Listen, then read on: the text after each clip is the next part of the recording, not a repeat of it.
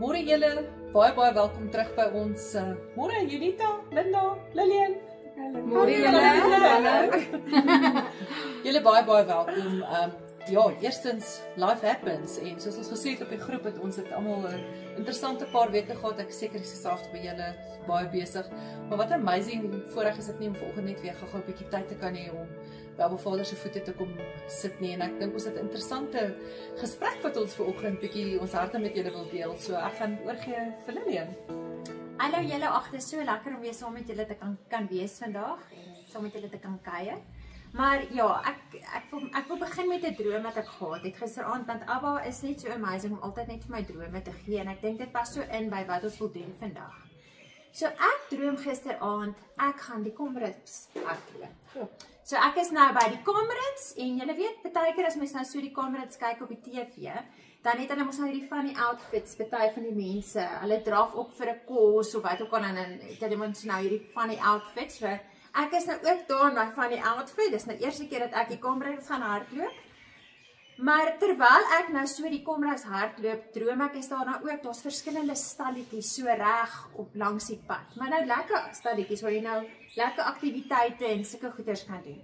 En is net van, die hele dag is net van. En ek doen al die aktiwiteite wat daar is om te doen in hierdie Comrades. Soveel so dat ek eventually kom ek agter, maar dit is nou al donker en dit is nou al aand. En die groepie mense wat ek nou by is, ek sê vir hulle, maar julle het ons al ooit oor die wenstreep gekom en die hele tyd is al stalletjies. So ons kon nou al oor die wenstreep gekom het en ons het dit nie eers geweet nie. Ek sê, is ons al oor die wenstreep? En die een vroukie sê vir my, nee Lillian, ons is nie oor die wenstreep nie, want ons het so gekuier, ons het die wenstreep gemis. Ouma, hoe het julle? En hier skrik ek wakker uit hierdie droom. Ek is so ontstel oor hierdie droom. Ek dink, Abba, wat wil jy nou vir my sê? Want ek was ewig besig vir my kinders te sê, we have to finish this race well, we have to finish this race well. En ek voel toe, Abba sê vir my, maar dit is nie waar dit gaan nie, Lillian. Ja, dit is ons eerste prioriteit, is to finish this race well. Dit is 'n geestelike wedren waarmee ons almal besig is. Maar ons is ook almal besig met ons eie Comrades in ons eie lewens.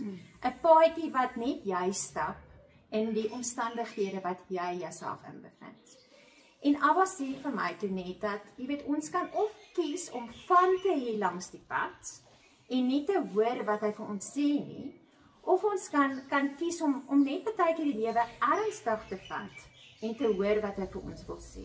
So in my lewe, ek weet nie, ek hoop jy het al van die goedjies gelees wat ek geskryf het die week en op die post gesit het ek verskriklik net gesuffer nou van menopause/premenopause. Dit het my net, dit is soos 'n dief van die nag gekom, weer dat ek anxiety baie kwaai beleef, maar eintlik het Abba nou al 'n geruime tyd met my gepraat oor my gesondheid. En ek het nog die hele tyd net van langs die pad. Want ek's baie lief vir my soet goedjies, ek's baie lief om allerlei goedjies te doen, niks oefening te doen nie, lekker te eet. En Abba het al laas jaar met my gepraat, want laas jaar het ons in Imet die tabernakel gedoen. Maar ons liggame is nou die tabernakel. En ek moet nog steeds mooi kyk na my liggaam. Ek moet nog steeds, jy weet, ek kan either van hê along the way, of ek kan begin ernstig wees en mooi na my liggaam kyk, want dan sal dit ook beter gaan met my. Maar dit gaan so in alles wat ons doen. Jy weet, ons het besluite wat ons moet maak en dit begin eintlik al vandat ons kinders is.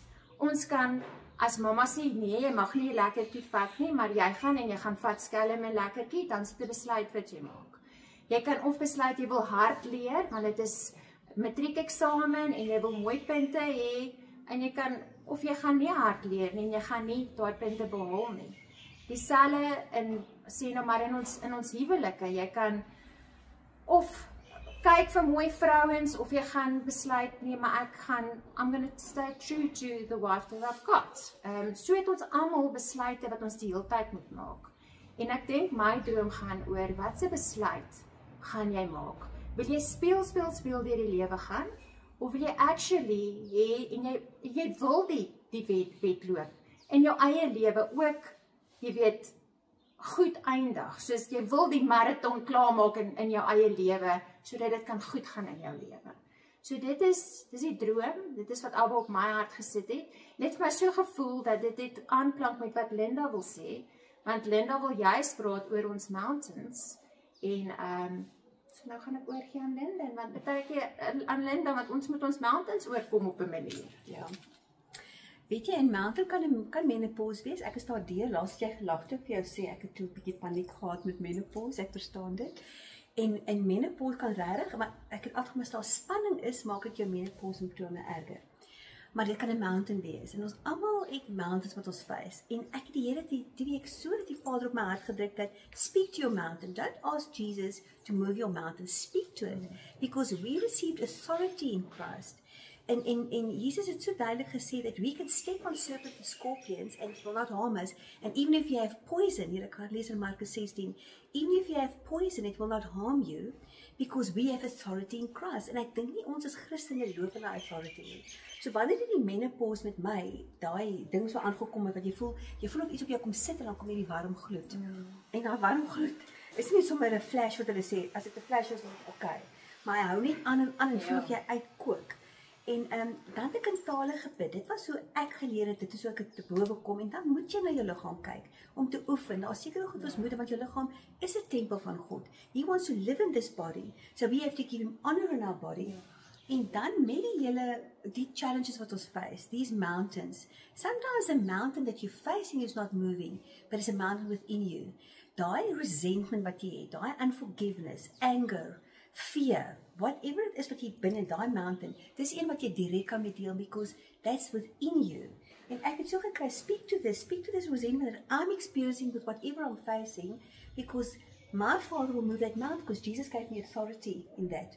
So as dit is definitief as mens bietjie spanning ervaar, jou hondjie is dood, al soveel goed gebeur, dan is jou menopause simptome erger. Ek kan praat van dit nou. Dit is regtig baie erger, but speak to that mountain and have authority and honor the body. Christ in us and we are in Christ. Hy sê so baie in John 15 that remain in me and I will remain in you. And that we have the mind of Christ. And Jesus is self gesê in Luke 17 that his kingdom lives within us. Yeah. So if his kingdom was within me and daai ding kom aan wat jy so daai warm gloed sê, no, in Jesus name it's not part of me. En dan bid ek, dis my manier as 'n mentale te bid, want ek weet nie altyd wat om te bid nie. So vir my is om daai mountain te bowe te kom, to speak to it, is to pray in tongues, because then the Holy Spirit takes over, and he said, whatever you face, he'll give us more than what we pray or think, and that he intercedes for us with groanings that cannot be uttered with words. So he will intercede for me, so that's why I pray in tongues, as hierdie goed my so tref. So my boodskap wat ek gekry het vir vandag was, speak to your mountains. Don't just pray, say, oh, please Father, remove the mountain. He can, but he wants you to take that authority, because he gave it to us, because we have authority in Christ. Dis ek. Nou is dit ek. Ja. So ek het gedink dat toe Linda net nou gesê het van die mountains en dit. Maar iets wat hierdie week vir my opgekom het is to pray for your friends. En om vir mense om jou te bid, want baie keer as jy in 'n krisissituasie is en jy gee testimony vir iemand anderste, then you minister to yourself. Ek dink ons het dit al voorheen gesê. So ek het in 2020 toe ons op pad na ma en dogterkamp toe. En daai hele week het ek nie lekker gevoel nie. Ek het gevoel, dit voel of iets my vasdruk, ek raak vinnig uit asem uit. En daai Vrydagoggend voor ons ry toe, saam met vriendinne, en toe sê ek vir hulle, hoorie, ek wil net stop by die laan sit, en ek wil actually 'n bloedtoets doen, om te kyk, ek dink ek het 'n bloedklont. Want ek het al voorheen bloedklonte gehad, so stop by laan sit en net op pad soen toe ek het bestuur. Ewe skielik, toe kry ek hierdie druk om op my bors, en ek dink, dis toe die bloedklont deur my hart geskiet het. Wat ek nie toe besef het nie. Ek sê toe vir my vriendin, hoorie, so kom ons stop het, kan jy verder bestuur? En die uitslaaf van die bloed en alles het die Saterdagoggend deurgekom. Lo and behold, ek het toe 'n bloedklont. Ek bel my dokter, sê vir my ek moet onmiddellik terugkom, moet inboek by Flora Kliniek by die ongevalle. Gaan toe en alles, boek in, hulle boek my in die hospitaal in. En hier lê ek, baie depressed, want dit is net die begin van COVID gewees. Niemand wil vir my kom kuier in die hospitaal nie, my man kom kuier daarom vir my, maar almal is te bang om hospitaal toe te kom. Ek is alleen, ek is besig om hierdie struggle te hê van, hoekom het dit nou weer gebeur? En die kardioloog wat ek toe gesien het in die hospitaal, het toetse gedoen en alles, toe sê hy, dis net 'n wonderwerk wat jy lewe, want die bloedklont is deur jou hart. So ek het daar gelê, ek het vir my man gesê, bring my Bybel, bring my oorfone, bring my taliet. Ek het met my taliet oor my gelê. Daar het 'n ander vroutjie langs my in die kamer gelê. Ek het haar totally ignore. Dink ek het vir hulle gesê toe ek in die kamer kom, maar daar het ek gelê en sulk letterlik. Want niemand kan vir my kom kuier nie. Dis letterlik ek en Abba wat daar so lê. En ek het begin bid en ek het in tale gebid en ek het praise and worship gespeel. Ek het baie na goedjies geluister in dit, maar ek was in 'n gat gewees van hoe gaan ek nou hier uitkom? En ek het nog die volgende oomblik so gelê en alles en Abba sê vir my, kyk langs jou. Het ek so langs my kyk, sien ek hierdie vroutjie daar lê. En hy sê, jy weet nie eers wie sy is nie. Jy is so gefokus op wat besig is om nou met jou te gebeur en jy sien haar nie eers raak nie. Toe sit sy okay en ek het met haar begin praat en alles en sy is 'n moslim vroutjie gewees en ewe skielik het Abba net vir my woord gegee vir haar. Ek het vir haar woord gegee en ja, sy het tot bekering gekom in die hospitaal by my. Wow, en dit is so asof hierdie my mountain het gelig. Dit is asof haar net soos 'n lig in die kamer ingekom het en ek het net besef, you know what, this wasn't about me. Ja, dit het met my gebeur en alles, but God said, I will make everything work out for the good for those that love him. So, ek is deur dit en alles, ek lewe nog, maar ek was daar gewees vir haar. En as ek nie geluister het nie, dan sou sy nie tot bekering gekom het nie. Dan het ek die Here se stem gemis om iemand na hom toe te lei. Want ek het in my gat gesit en ek het net aan myself gekyk, na my probleem en ek het nie om my gekyk, die my mountain. Maar partykeer moet mens om jou kyk en weer ander mense te bedien in daai lou wat jy is, dan skuif jou mountain sommer van self. So Dis amazing. Ja. Dis amazing. Ja, en ek dink dit is so belangrik om te verstaan dat baie keer dit God 'n rede hoekom goed gebeur met ons, because at the end of the day he can be glorified. En dat die glorie na hom toe gaan. Ek stap nou op pad met my gewig wat ek het ewe skielik net begin gewig optel. Jy seker ook, ek dink is menopause.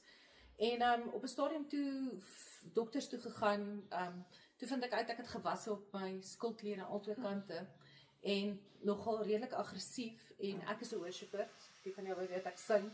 En ek het in 'n dokter se kantoor ingestap en sy het vir my gesê, listen, there's nothing you're going to be able to do about your weight until you remove your thyroid. En sy het begin om die skets so te teken en toe sy teken te sê vir is that vocal cords.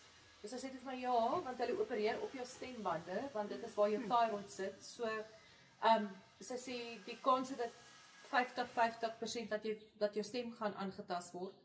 Sy sê sy het eintlik baie min van operasies al gedoen want stemme nie aangetast word, veral as jy sing. Dit kan heeltemal jou stem se kwaliteit verander. And I made a decision then om te sê for no, I can't. I'm not interested in the operation. En sy het my so gekyk en vir my gesê, but are you silly? Because this can lead to further problems and serious problems later in your life. Sure. En baie keer as ek praat, raak my stem heeltemal yes, but when I sing, my vocals are pure, crystal clear. Wow. En ek het die besluit geneem om te sê, ek sal lewe met whatever gesondheidsimplikasies, trying to live healthy. Ek stap 'n amazing pad met vrouens wat sukkel, want baie keer dink jy ook, party van ons, party kry angs, ander tel ongelooflike gewig op, en jy as vrou begin naderhand twyfel in jou identiteit, want jy lyk nou nie meer soos wat jy gelyk het nie, en jy voel in jouself, en dis, julle die vyand is so slings, dis so maklik vir jou om te begin twyfel in jou purpose, en daar's soveel ander daar buite, elkeen van ons sit nou in chat, elkeen van ons wat hier sit met 'n storie, en soos wat jy het, en dis baie keer nodig, ek sit vandag en hierdie week en ek pak my dogter wat op universiteit is kamer uit en ek gooi al haar boeke uit en is asof jy vir my sê, sometimes you need to declutter your life. Want dit wat jy uitgooi, daai testimonies wat jy baie keer vergeet het en for granted vat, is dit wat iemand nodig het om te hoor, is dat elkeen van ons het 'n storie. En elkeen van ons het ietsie wat iemand anders moet hoor. En ons sê dit baie, but please testify. Wat is jou storie? Wat is jou storie? Vertel, share dit. Vertel ons dat ons ander mense, dat julle ander mense daardeur kan aanraak. En vra, en ek het hierdie week ook met 'n vroutjie gepraat wat ook amazing Bybelskool ook gedoen het wat ons almal gedoen het en sy sê sy voel so sy mis haar purpose want sy ek weet haar Bybelskool gedoen en sy het nie 'n ministry nie. Toe sê ek wat your ministry starts every day. Dis elke persoon wat jy aanraak, die Here koop jou vir 'n rede. To touch people's life, om te share jou experiences, om dit wat die Here jou geleer het, of dit 'n vroutjie is agter die of wat besig is om jou kruideniersware van jou sakke te pak, of dit iemand is wat by die kar staan. Sometimes we all think that the ministry has to have a pulpit en 'n mikrofoon en ligte, and it's not that. It's every day. We need to go out and be the light, want die mense wat seer is en wat nodig het om meer van die Here te weet, is not necessarily altyd in die kerk. So be that light wherever you go en skyn dit op buite. Ons wil graag saam met julle nagmaal gebruik vanoggend vir die van julle wat het. Pos dalk gou die video, of kry jou 'n stukkie brood of 'n Previta of 'n kreggertjie en 'n bietjie druiwesap en ja, kom ons word vanoggend net weer herinner aan hierdie covenant en hierdie verbond wat ons het met Abba Vader, dat hy ons so lief gehad het om sy seun te stuur. And it's a covenant that's for always and for all time. En ons wil julle net weer vanoggend herinner dat you're not alone, you're in covenant with someone that loves you deeply. Linda, kan jy van sê? Ek sal net voor Linda begin net sê, jy weet, baie van ons word in sulke tradisionele kerke groot, waar ons geleer word, dis iets wat jy eintlik net kan doen as die kerk dit vir jou gee. Ek weet nou nie of dit op die eerste Sondag is of hoe dit werk in baie kerke nie. Maar eintlik sê die woord, dis iets wat ons so gereeld as moontlik moet doen. Want dit herinner ons aan wat Jesus vir ons gedoen het. So, moet nooit dink, jy moet wag vir 'n geleentheid nie. Jy kan enige tyd. Jy kan elke dag nagmaal. Ek kan onthou in COVID tyd het ons elke dag nagmaal gehou. Elke dag Psalm 91 gelees en nagmaal gehou. Ja, dit het ons deurgedra. Dis my menopause medisyne ook. Nagmaal. Sou kom dit van die weg. Amen.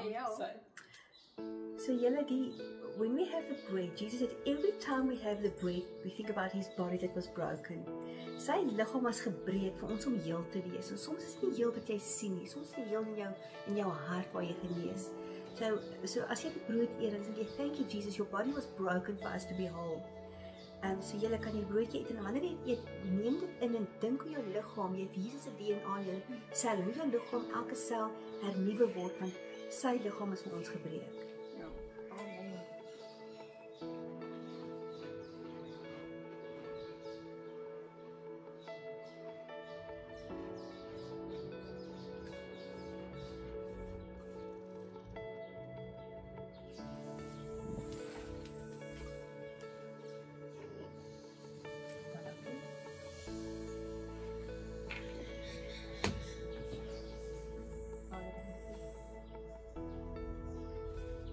Toe Jesus aan daai kruis gehang het, hy jou naam en ons naam op sy hart gehad. Hy het vir ons gesterf vir jou sonde. Wat jy reeds gedoen het, jy reeds gaan doen. Wat jy nog gaan doen. Maar hy het nie vir jou sonde gesterf nie. Sy bloed is vir ons gegee om ons te beskerm. Sy bloed is gegee vir ons om ons te beskerm teen sonde wat jy in versoeking kom. Maar jy het sy bloed en sy bloed beskerm jou. So wanneer jy hierdie cup, when you drink this cup, Jesus said, be reminded that my blood was shed for you, for your sins. Whatever you go through, this blood was shed, en dit was jou. Jy moet letterlik jy drink, sien dit was jou. En dit jou krag gee, sodat jy in sy grace en in his holiness beweeg. Want hy sê, be holy because I'm holy. So, as jy dit drink, dit was jou skoon, so that you can be holy, like Jesus is. So, as jy dit drink, ervaar het wanneer jy drink, hoe dit jou was, hoe dit jou skoon maak. Want dis wat Jesus se doel was, vir die cup.